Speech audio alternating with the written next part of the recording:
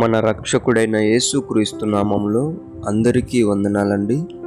ఈరోజు దేవుని మాటలు యోబు గ్రంథము 19వ అధ్యాయము 19వ వచనము. నా ప్రాణ స్నేహితుల అందరికీ నేను అసహ్యుడనైతిని, నేను ప్రేమించిన వారు నా మీద తిరగబడి ఉన్నారు.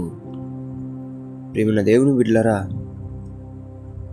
నువ్వెంతగానో ప్రాణంగా చూసుకుంటున్న నీ స్నేహితులు నిన్ను అసహించుకుంటున్నారా? నువ్వెంతగానో ప్రేమించిన నీ స్నేహితులు నీ మీద తిరగబడి ఉన్నారా? అయితే నువ్వు గమనించు, వాళ్ళు నీ దగ్గర ఏదో ఒకటి ఆశించి వచ్చారు, ఏదో ఆశించి నీతో స్నేహం చేశారు. కాబట్టి వాళ్ళకి నువ్వు ఇప్పుడు ఎలా కనిపిస్తున్నావు? అసహ్యమైన దానిగా, అసహ్యమైన వాడిగా వాళ్ళకి కనిపిస్తున్నావు నువ్వు ఇప్పుడు. అందుకే వాళ్ళు ఏం చేస్తున్నారు? నువ్వు నిజంగా ప్రేమించావు కాబట్టి నువ్వు వాళ్ళను వదిలిపెట్టుకోలేక బాధపడుతున్నావు. అందుకోసం వాళ్ళు ఏం చేస్తున్నారు? నీ మీద తిరగబడుతున్నారు. తిరగబడితే నన్ను వదిలిపెట్టిపోతారని.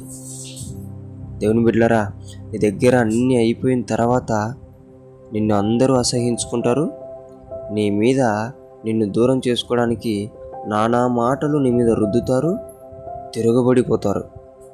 అటువంటి పరిస్థితులలో దేవుని బిడ్డవైన నీవు ఉంటే గనక దేవుడు చెప్తున్నాడు, ఈ లోకంలో నిజమైన స్నేహితులు దొరకాలంటే అది ఒక యేసుక్రీస్తు నమ్మిన వ్యక్తులలోనే ఉంటారు. అలాగనే వారు కూడా కొన్నిసార్లు నిన్ను అసహించుకుంటారు, వారు కూడా నీ మీదకి కొన్నిసార్లు తిరగబడతారు.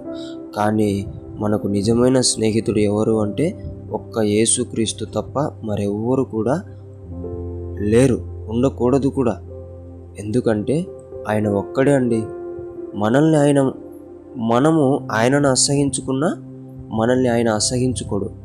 అటువంటి ఆయన మనల్ని స్నేహితుడైతే మన జీవితం సంతోషంగా ఉంటుంది, మన జీవితం ఎప్పుడు బాధపడదు. అందుకే దేవుని బిడ్డలారా, యేసయ్యతో స్నేహం చేసి జీవితాంతం సంతోషంగా ఉండాలని దేవుని పేట మనవి చేసుకుంటున్నాను. నీ స్నేహితుల బాధ నుంచి నువ్వు బయటికి రావాలని నిన్ను దేవుడు ఆశతో పిలుస్తున్నాడు. బయటికి వచ్చి యేసుని స్నేహం పొందుకొని జీవించాలని దేవుని పేట మనవి చేసుకుంటున్నాను. దేవుడి మాటలను దీవించునుగాక. ప్రార్థిద్దాం. దేవా, మీకు వందనాలయ్యా. ఎవరైతే నీ బిడ్డలు ఎంతో ప్రాణంగా ప్రేమించిననా, స్నేహం చేసిననా ఈరోజు అన్నీ కోల్పోయి ఉన్నారని చెప్పి అసహ్యంగా తిరుగుబడిపోతున్నారు ప్రభా, అటువంటి నీ బిడ్డలు ఉంటున్నారయ్యా. వారిని కాపాడండి, అటువంటి స్నేహితుల నుంచి రక్షించండి ప్రభా. నిజమైన నీ స్నేహం పొందుకునే ధన్యత వారికి దయచేయమని యేసు నామములో ప్రార్థిస్తున్నాం తండ్రి. ఆమేన్.